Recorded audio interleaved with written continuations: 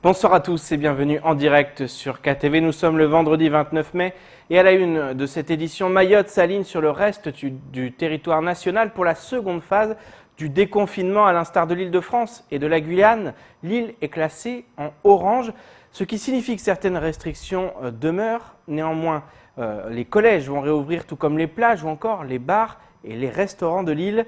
Ce matin, le préfet Jean-François Colombet était sur notre plateau pour faire le point complet sur cette seconde phase de déconfinement. Au montage, Leslie Vumenet. Le préfet l'a reconnu ce matin, Mayotte n'est pas actuellement en capacité de faire autant de tests qu'il faudrait. Cela dit, pour le représentant de l'État et le gouvernement, certains indicateurs sont rassurants et permettent d'aligner Mayotte sur le déconfinement national. Il faut combattre la désinvolture. Il ne faut pas faire preuve de satisfaction. Ça nous fait du bien, parce que bien souvent nous sommes confrontés à des infos qui ne nous mettent pas toujours dans la meilleure des positions sur la scène médiatique. Mais ça nous fait du bien. Parce qu'on a compris, on a travaillé, on a gagné ça. Maintenant, il ne faut pas être désinvolte. Il faut poursuivre l'effort, il faut continuer à se protéger, et il faut regarder comment nous pouvons appliquer toutes les mesures qui s'appliqueront à Paris et à Mayotte, dans les mêmes conditions, pour continuer à protéger les Mahorais. Si le déconfinement sera effectif à partir de lundi, l'île reste cependant isolée en raison de la fermeture de l'aéroport aux vols commerciaux. Sur ce sujet, le préfet milite pour la reprise d'une liaison hebdomadaire avec la capitale. J'avais la ministre mardi soir au téléphone pendant 25 minutes. J'ai eu les parlementaires, on est tous sur la même ligne. Il faut qu'on se batte pour obtenir au moins la semaine prochaine, il faut qu'on obtienne un vol commercial entre Paris et Dzaoudzi pour faire venir d'abord les familles qui sont bloquées en métropole depuis des mois et qui sont dans des situations extrêmement difficiles, pour faire revenir nos étudiants qui prennent l'avion subventionné par le ministère des Outre-mer pour que le billet soit accessible, pour faire revenir aussi des cadres dont certaines entreprises ont besoin, pour faire revenir des matériels qui sont aujourd'hui en rupture et pour lesquels le pont aérien qu'on a mis en place et qui a été extrêmement efficace, tout le monde le dit, eh bien aujourd'hui, avec justement cette reprise de l'activité économique, ne suffit plus. Donc il faut rétablir les liaisons commerciales progressivement, prudemment, comme on l'a toujours fait depuis le 11 mai, tranquillement, sereinement, mais il faut y aller. En attendant d'y voir plus clair pour l'aéroport, à partir de lundi, les plages seront ouvertes, tout comme les bars, les restaurants et les hôtels. Quant au collège, une ouverture imminente est là aussi envisagée. Il faut qu'on travaille un petit peu, le recteur du travail quand même si les choses seront sans doute plus simples. Mais les 6e et les 5e vont pouvoir être accueillis très rapidement, parce que désormais nous sommes comme à Paris. Collège par collège, encore une fois. Oui, alors le recteur va définir son plan d'approche sur ce sujet, mais la décision politique, la décision de principe, elle est prise. Maintenant, il faut la mettre en œuvre. À partir de lundi, et selon les mots du Premier ministre, la liberté va redevenir la règle, même si les yeux restent à Mayotte tournés vers l'ARS pour appréhender l'évolution de la maladie. Et le préfet Jean-François Colombet est également revenu sur l'impossibilité de reconduire à la frontière les ressortissants comoriens en situation irrégulière. Selon lui, la diplomatie est actuellement à l'œuvre afin de convaincre le pays voisin de tenir les engagements contenus dans l'accord cadre. Si pour l'heure le gouvernement comorien reste bien muet, Jean-François Colombet considère que la France est en position de force dans ce dossier. Je vous propose de l'écouter lors de la matinale de Kouissi. Avec nos amis de l'Union des Comores, pour que soit rétabli l'éloignement des ressortissants comoriens vers leur territoire national. Voilà. Sans doute serons-nous en situation d'appliquer certaines conditions, de garantir par exemple que les gens que nous reconduisons dans leur pays ne sont pas porteurs du virus, des choses comme ça. L'évolution de notre situation à Mayotte va probablement jouer en notre faveur aussi, mais la discussion est en cours et elle est sérieuse. Le MAE, comme le lui a demandé le président de la République, est en train de faire l'effort Parce que nous avons besoin de reprendre le rythme des éloignements. Nous ne pouvons pas laisser la situation en l'état. Il faut qu'à nouveau, nous puissions reconduire à la frontière des gens qui n'ont aucun titre à séjourner sur le territoire national. Et peu après l'intervention du préfet, une conférence de presse était organisée au CHM en présence de la directrice générale, du président du conseil de surveillance, du vice-président de la commission médicale d'établissement et du responsable du SAMU à Mayotte. L'occasion de faire le point sur les différents moyens qui ont été mis à la disposition et le matériel mis à disposition du centre hospitalier depuis le début de cette crise.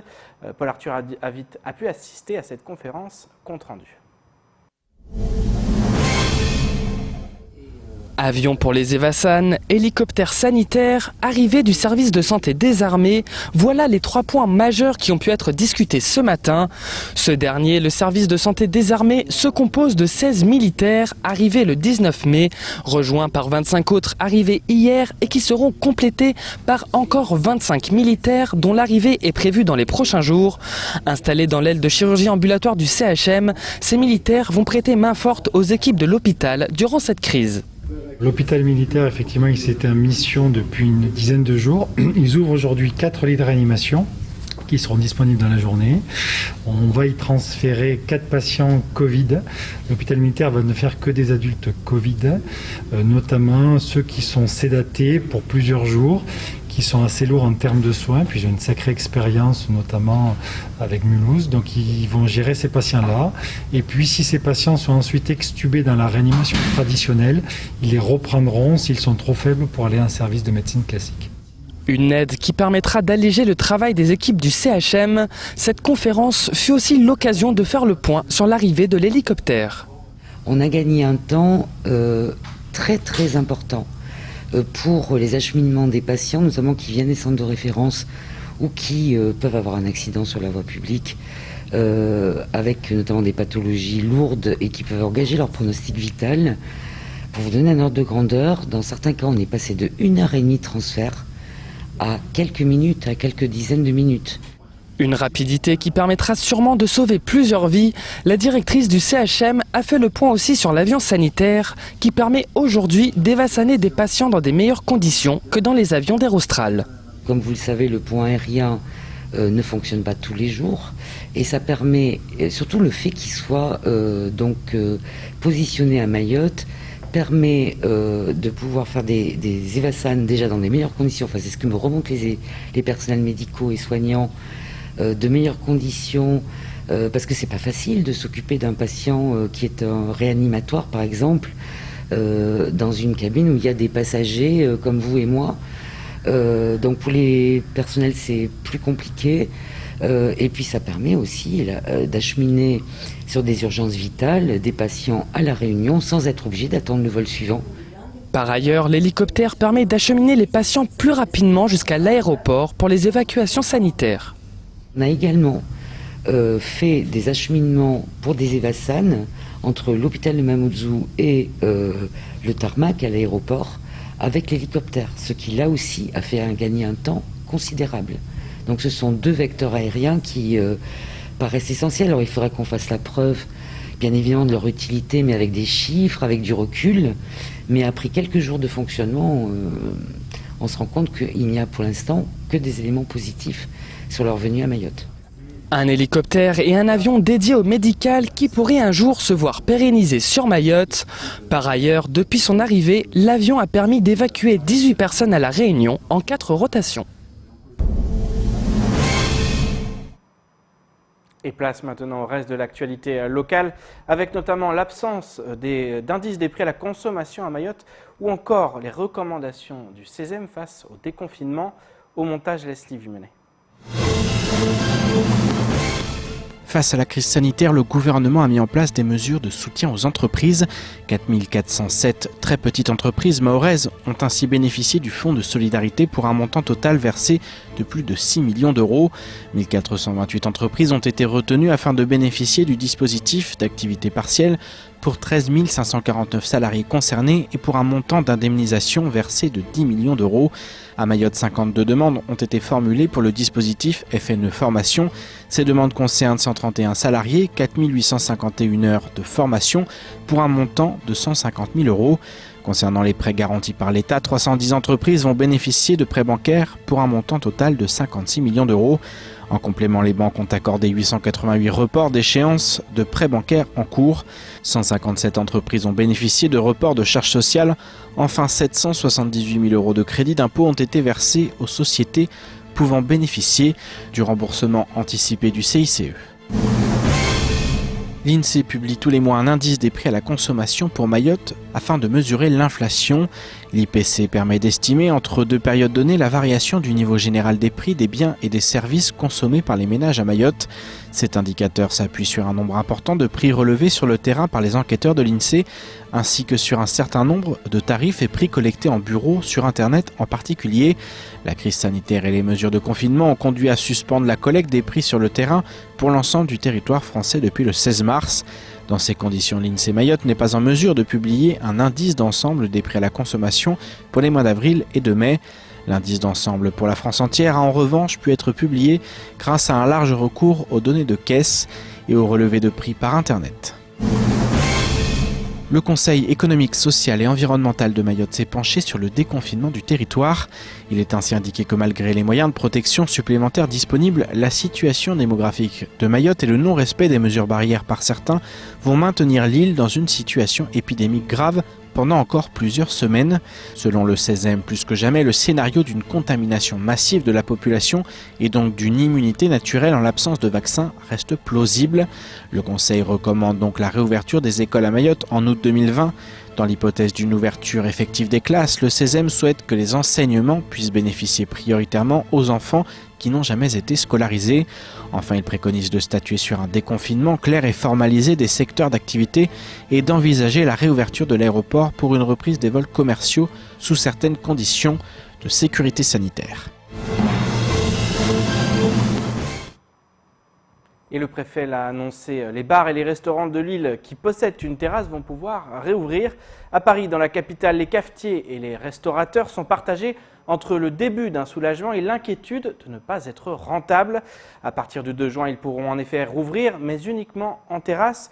Et si certains établissements n'attendent plus que leurs clients, d'autres font face à des casse-têtes plus difficiles, comme cela risque d'être le cas à Mayotte. Je vous propose de regarder ce sujet diffusé par nos confrères de TF1. Un large trottoir, une terrasse prête à l'usage. Ici, dès la semaine prochaine, ce bar devrait faire le plein s'il fait beau.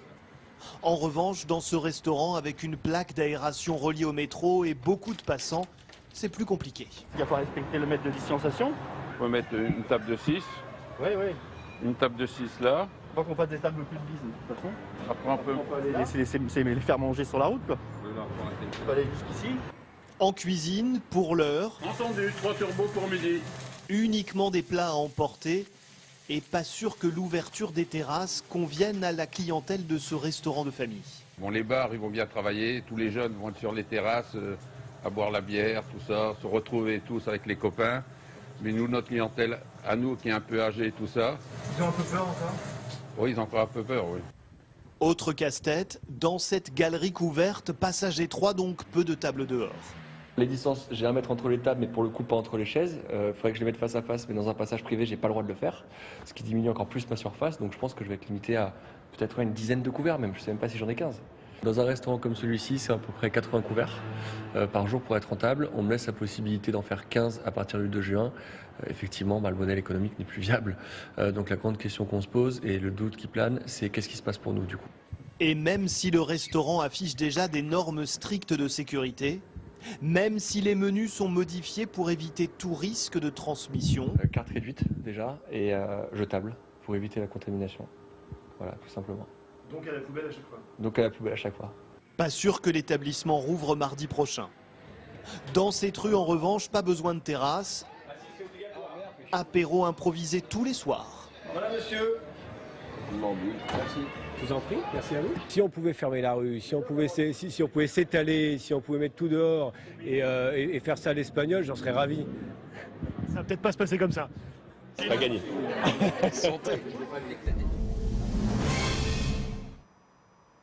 C'est ainsi que s'achève cette édition. Merci de nous rester fidèles sur KTV. Rendez-vous mardi dès 19h pour tout connaître de l'actualité locale. D'ici là, restez chez vous. Excellent week-end de prolongé sur Quizy.